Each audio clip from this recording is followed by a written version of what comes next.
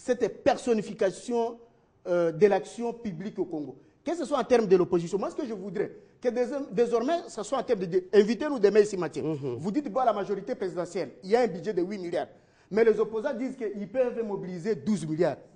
Et Mathieu, là, nous discutons. Ça va élever cette nation. Ça, c'est vrai. Qu'à un certain niveau, de commencer à dire Kengo Lisanga. Moi, je vais... D'accord, André. Parce que, excusez-moi, Mathieu, pour préciser. Vous savez pourquoi Obama, aujourd'hui, est à la tête des États-Unis? C'est tout simplement parce qu'à un moment donné, Obama a prouvé qu'il était intelligent.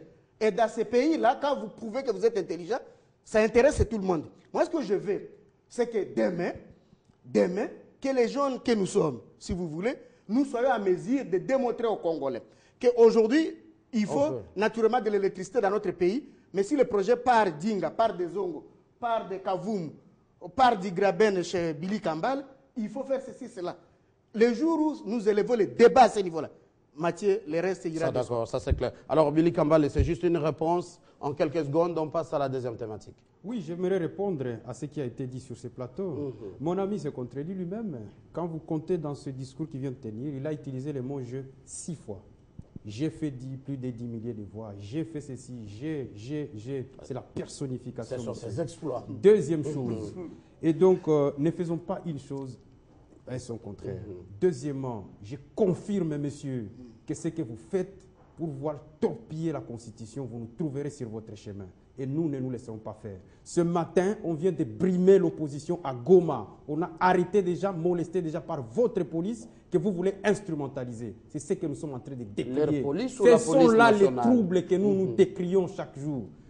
Moi, je réaffirme Mathieu. Lorsque d'ailleurs les gens parlent du livre « Pourquoi j'ai choisi Joseph Kabila », je leur recommande de lire ce livre. Il ne faut pas dire des choses quand vous n'avez pas lu ce livre.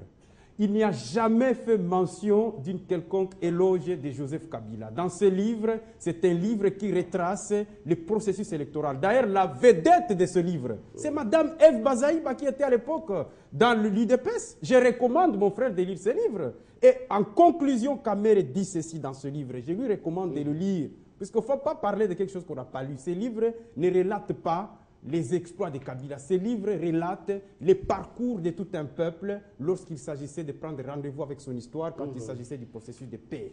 Et dans ce livre, en conclusion, il dit, si aujourd'hui on vient de connaître un Joseph Kabila qui a permis la réunification du pays, si on a reconnu un Joseph Kabila qui a permis le retour des institutions de Bretton Woods pour que nous ayons une coopération avec les institutions internationales.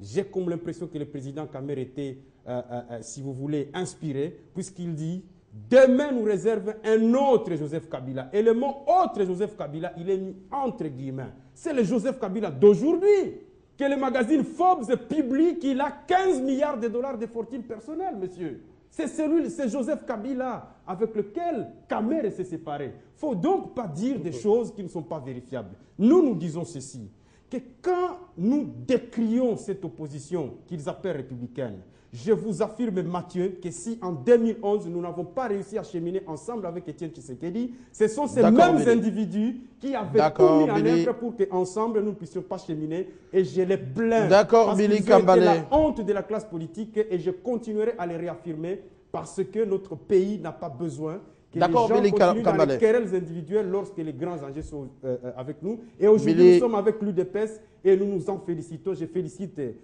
Maître Poiti, je félicite les vieux Kapika. Ensemble, nous sommes en train de cheminer. Félix Tshisekedi et tous les autres. Ensemble, nous cheminons en dehors de ces gens qui avaient fait leur adhésion à la majorité. Équilibre de la parole, s'il vous plaît, on y va. On reviendra sur ces débats de ces magazines Forbes qui nous disent comment ils font leur enquête. On n'a pas le temps. D'accord. Il faut réaffirmer ici que Vital Kamerhe n'a pas démissionné de son poste du président de l'Assemblée nationale. Vital Kamerhe a été contraint à démissionner. Merci beaucoup. C'est toujours la démission. Non, écoutez. Parce que Etumba, dans les mêmes conditions, Etumba, dans les mêmes conditions, avait fait la même déclaration et sur la RTLC, c'était dédié, il est resté chef d'état-major général. C'est moi qui parle. Il ne faut pas dire Tu as parlé. Il n'a jamais démissionné. On l'a appelé et on l'a contraint de démissionner. La démission devient une valeur pour un homme politique lorsqu'elle est initiée par lui-même. Mais lorsqu'on est contraint à la démission, Ça ne peut pas être une valeur. Ça, c'est un. De deux, je suis sociologue, politologue. Les titres du livre résument les contenus, la pensée du livre. Lorsque les titres portent pourquoi j'ai choisi Kabila, ça relate dans le fond les valeurs républicaines qu'on aurait trouvées chez Kabila. Et ce sont ces valeurs-là qui ont fait l'adhésion de Vital Kamerhe. Pendant qu'il chantait à adorer encore Joseph Kabila, moi j'étais à l'opposition, en train de m'opposer aux 5 chantiers. Maintenant, s'il vous plaît, Billy. Vous vous êtes opposé aux 5 chantiers, Fumutoto. Justement, parce Mais que vous avez les boulevards quand même. Hein, Fumutoto? monsieur le journaliste, on ne s'oppose qu'à un programme, on ne s'oppose pas à un individu. Voilà pourquoi j'ai dit à Billy, de vous préparer pour 2016, il n'y aura pas campagne candidat de l'opposition de la majorité. Non. Nous devons évoluer. Il y aura candidat des socialistes, candidat des libéraux et candidat de la troisième voie. On ne bat jamais campagne à la fin de la législature avec l'étiquette opposition majorité. Merci, parce qu'à la fin de la législature, on ne parle plus de l'opposition de la majorité. Merci Fumutoto. Bienvenue à Madame Ernestine Nyoka. Vous êtes un des communicateurs de la MP. 2 minutes, c'est trop. On a une deuxième thématique. 30 secondes, on y va rapidement. Je voulais quand même préciser une chose par rapport à ce que Billy a dit. S'agissant de GG. Cicero défendant Archias, dans le pro-Archia, si j'ai quelque talent, c'est qu'à un certain niveau, naturellement, ça fait le pro-domo, oui, j'assume qu'effectivement, je suis énorme de conviction par rapport à ce que je veux en termes d'engagement politique et que tout naturellement, s'il faut que je me déclare comme tel et pour permettre à ce que cet engagement-là soit naturellement apprécié par les Congolais, parce que nous sommes là pour ça aussi. Il ne faut pas s'engager. Mathieu ne peut prester contre ses intérêts, disent les juristes. Par rapport à ça, je précise, excusez Mathieu, je voulais aussi repréciser une chose par rapport à 15 milliards de dollars dont, mais auquel monsieur... C'est pas ça le débat. Non, c'est pas ça le débat. Je vais les rencontrer, Mathieu. Vous permettez? Non, je vais vous répondre. J'ai lu l'article en anglais en naturalité, Mathieu. Encore une fois, je dirais que je lis l'article en anglais, pas en français, comme pour dire je lis depuis la source. Mathieu, même vous les professionnels, vous ne publierez pas un tel article. Prochainement, reconvoquez-nous. Je laisse cet article-là avec moi. Je voudrais qu'on me démontre comme ça a été le cas par exemple de M. Caïsac en France. Vous permettez, M. Caïsac en France, j'ai dit ça moi-même dans le site de D'accord. Caïsac, on lui a dit, vous avez un compte à Suisse, compte tel montant. Nous, qu'est-ce qu'on n'a pas dit sur Joseph Kabila dans ces pays? Et aujourd'hui, qu'on nous le dise en termes de milliards de dollars, ça ne m'étonne pas. Mais ce que nous voulons, c'est les idées face à celles que nous avançons. C'est une opposition à peine des repères, si vous voulez, Mathieu. Et j'assume ce que j'ai dit, tout simplement. Ah, voilà. Et pas sur tous ces les carnets par Madame Ernestine, vous nous avez retrouvé déjà à mi-chemin. On parlait de cette opposition républicaine, l'Isanga qui désavoue l'autorité morale de cette opposition républicaine, Kengo Adondo, et quelque part, on sent une petite déception. Cette opposition qui attendait le gouvernement de cohésion nationale. Vous, la majorité, encore une fois, vous avez roulé l'opposition? Mathieu, merci, et que les téléspectateurs qui ont l'habitude de nous suivre puissent m'excuser pour ces grands retards. Il y a des fois dans la vie des hommes, on est contraint par certaines choses qui vous obligent à ne pas être à temps. Kinshasa, c'est un grand pays. Voilà, merci. Mathieu, je vous ai suivi quand même lorsque je suis arrivé. J'ai quand même été sidéré par quelque chose. La chose par laquelle je suis sidéré, eh bien, je pense que c'est celle qui caractérise actuellement, sinon qui a toujours caractérisé l'opposition. L'opposition qui s'est faite en RDC n'est pas une opposition de programme. L'opposition qui s'est faite en RDC d'ordinaire est une opposition qui attaque un individu. Et particulièrement ici, l'opposition attaque le pouvoir, mais attaque particulièrement Joseph Kabila Kabange. Est-ce pas normal? C'est l'autorité morale de la majorité. Je crois que ce n'est pas normal, Mathieu. Ce n'est pas normal.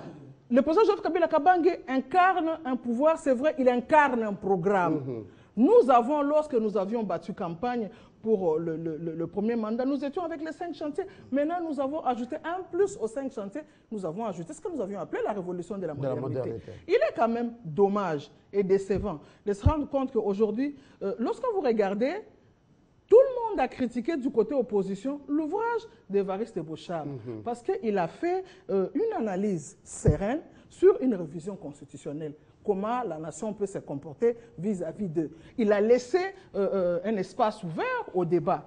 Mais lorsque j'entends... aussi très tendancieux. Ce n'est pas un titre... Entre la révision de la Constitution et l'inanition d'une nation, quand même. Mathieu, je crois que c'est là que se situe un peu le débat. En fait, ce sont les idées forces, les idées maîtresses, les idées qui sont, je ne sais pas moi, la colonne fondamentale d'un certain programme auquel on peut discuter. Mais si on ne veut pas partir des idées pour discuter, si on ne veut que partir des individus, parce que le professeur Boris Beauchamp est du PPRD, et donc tout ce qu'il émet comme idée sont des idées négatives. Ça s'appelle ballon d'essai. Oui, voilà, ça s'appelle ballon d'essai, alors qu'on oublie que la personne aussi a une double casquette. Mais Mathieu, voyons, là où je voulais plutôt insister, c'est que hier, parce que j'ai entendu là tout à l'heure en arrivant que le président Kamere, nous le savons tous, il avait écrit un livre. Pourquoi j'ai choisi Joseph Kabila? En fait, les idées qu'il a énoncées... Un titre qui confirmait. Les idées qu'il a énoncées, les contenus de l'ouvrage, ce sont des idées, comment je dirais, la valeur républicaine qu'a cette personne.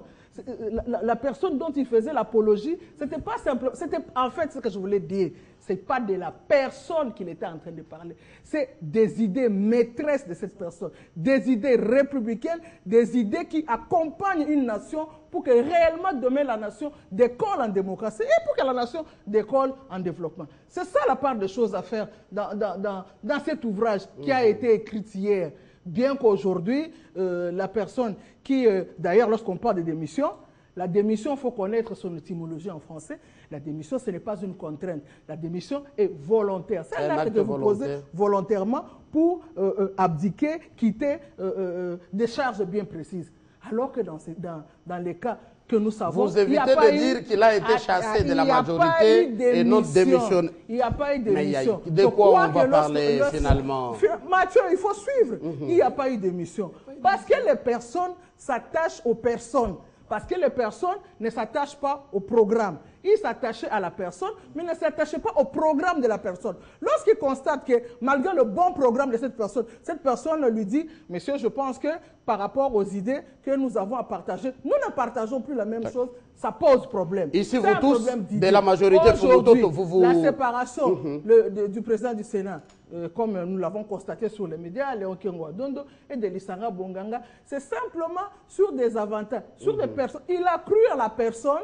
Il estime qu'aujourd'hui, simplement cru à la personne, mais pas cru au programme que la personne donnait sur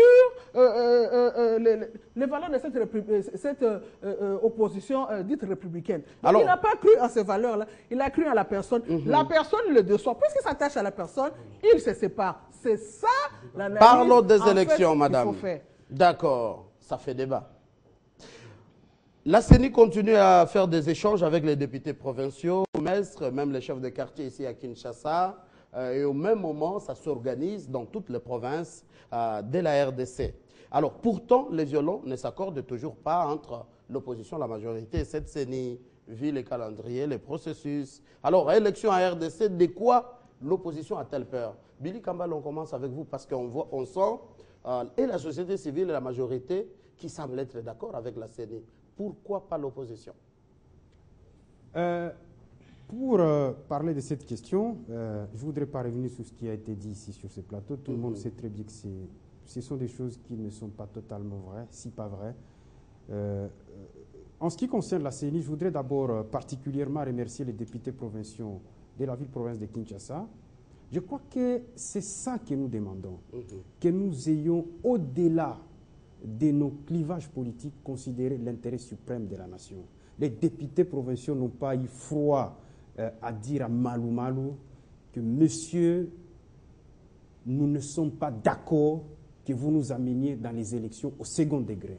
J'aimerais tout de même rendre hommage à ces députés que, pour une fois, ils ont pris leur courage en main.